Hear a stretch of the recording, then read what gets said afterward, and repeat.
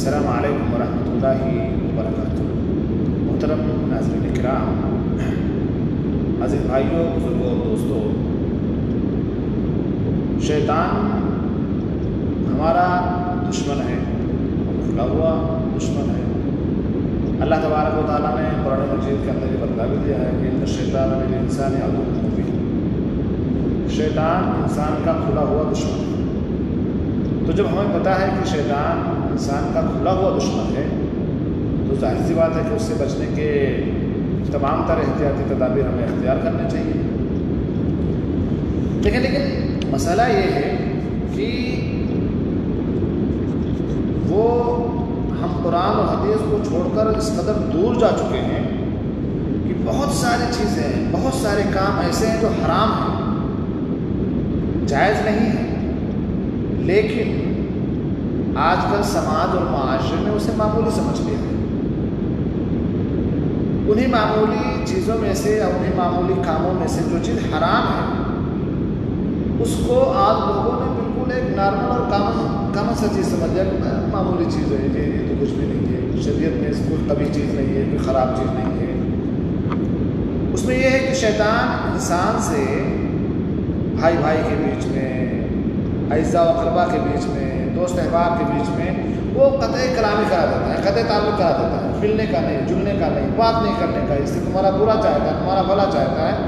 وہ کچھ چیزوں کو، کسی بھی چیز کو لے کر کے آپ کے اندر مس انڈرسٹینڈنگ ہو سکتی ہے، غلط فہمیوں کو لے کر کے ایسے سارے واقعات ہو جاتے ہیں۔ اور کئی دفعہ تو ایسا ہو جاتا ہے کہ جب اس کی تحقیق آپ کرنے جائیں گے تو کچھ تھا ہی نہیں یا کچھ ہے ہی نہیں، لیکن اس کے باوجود بھی لوگوں نے اس کو اتنی بڑی بات بنا لی کہ قطع تعلق کر لیا، ملنا جلنا نہیں ہے، قسم کھا لی کہ میں اس سے بات ہی نہیں کروں گا۔ مطلب یہاں تک لوگ چلے جاتے ہیں کہ معصیت میں بھی قسم کھا لیتے ہیں، نظر مان لیتے ہیں کہ میں اس کے ساتھ اگر یہ کروں تو میرے ساتھ یہ ہو جائے، غلط چیز ہے۔ میرے بھائیوں اور دوستوں، پتہ ہے کتنا خطرناک چیز ہے، کتنا خطرناک بات ہے۔ میں آپ کے سامنے 2 حدیثیں رکھوں گا جس کو آپ پڑھ کر کے، جس کو آپ سن کر کے، اس کو بغور سن کر کے آپ سمجھ جائیں گے کہ کتنا خطرناک کام ہے۔ دیکھیں، ایک حدیث ہے سنن ابی داؤد کے اندر اور صحیح الجامع الصغیر کے اندر، علامہ البانی رحمہ اللہ نے اس حدیث کو صحیح قرار دیا ہے۔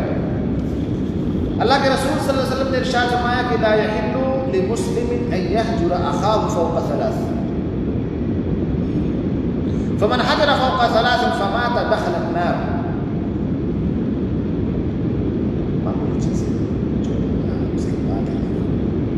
3 دن کا 3 سال نہیں ملنا اس سے،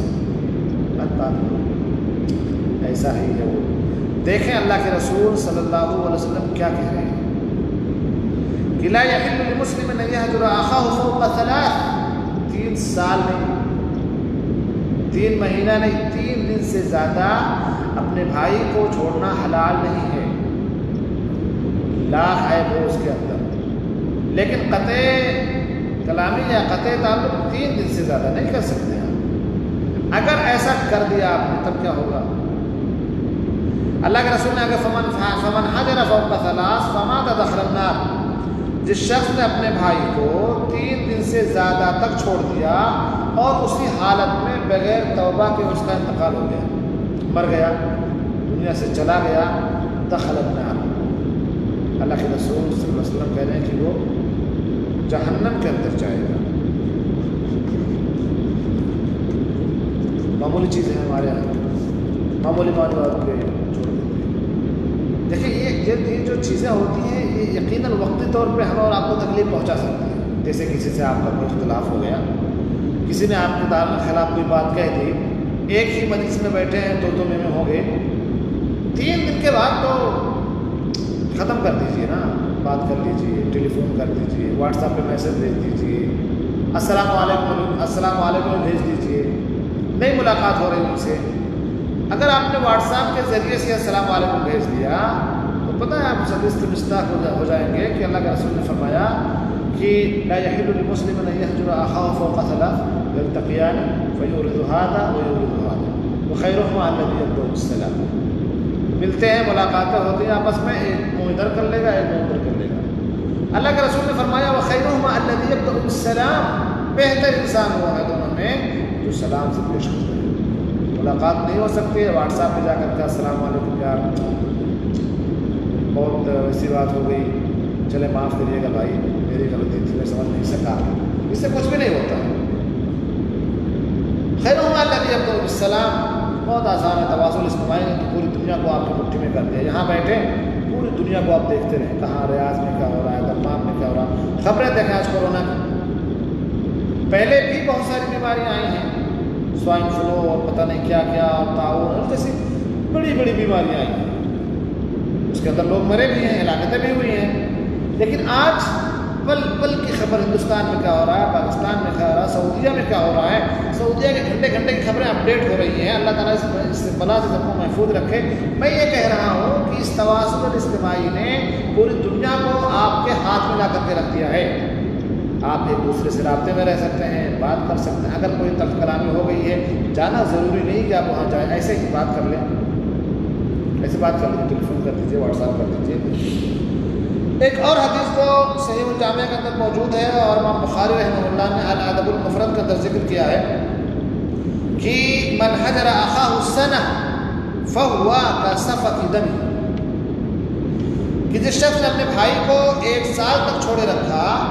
اس سے تعلقات منقطع کر دیے، مطلب ایسے نہیں کہ آپ نے کسی کو فون نہیں کیا 1 سال تک اس میں آ جائے گا، ایسا نہیں، قطع کلامی قطع صلہ رحمی نہیں ہو سکی، آپ نے ان سے رشتہ داری کو ختم کر لیا ہے، جھگڑا ہوا تھا، اس کے بعد سے آپ نے ان سے بولا نہیں ہے، باتیں نہیں کی ہیں، تو اب کیا ہوگا؟ اللہ کے رسول صلی اللہ علیہ وسلم نے ارشاد فرمایا کہ جس نے اپنے مسلمان بھائی کو 1 سال تک چھوڑ رکھا، اس سے اپنے تعلقات ختم کر لیے، تو یہ اس کا خون بہانے یعنی قتل کرنے کے برابر ہے۔ سبحان اللہ۔ اگر اس طرح کی کوئی حرکت ہم سے اور آپ سے ہو رہی ہے تو میں آپ سے یہی کہوں گا کہ قبل اس کے کہ دیر ہو جائے آپ تاخیر نہ کیجیے، اپنے بھائی سے ہاتھ ملائیے، باتیں کیجیے، معافی طلب کر دیجیے، سوری بول دیجیے، کچھ بھی نہیں ہوتا، سوری بولنے سے کوئی چھوٹا نہیں ہوتا ہے، بلکہ آپ کا مقام اور قدر و منزلت آپ کی بڑھ جاتی ہے۔ دیکھیں، اگر ہم یہ دیکھیں کہ قطع تعلق کے کتنے نقصانات ہیں، بہت ہیں، آپ ان کو گنا سکتے ہیں، دشمنیاں بڑھیں گی، بغض و حسد ہوگی، ایک دوسرے کے پیچھے پڑ جائیں گے، ایک دوسرے کی عزتوں سے کھیلنے لگیں گے، بہت سب کچھ، بہت ساری چیزیں ہیں، لیکن اس پر اگر ایک غور کریں آپ تو آپ دیکھیں کہ اگر کوئی شخص اسی حالت میں مر گیا تو جہنم میں چلا جائے گا۔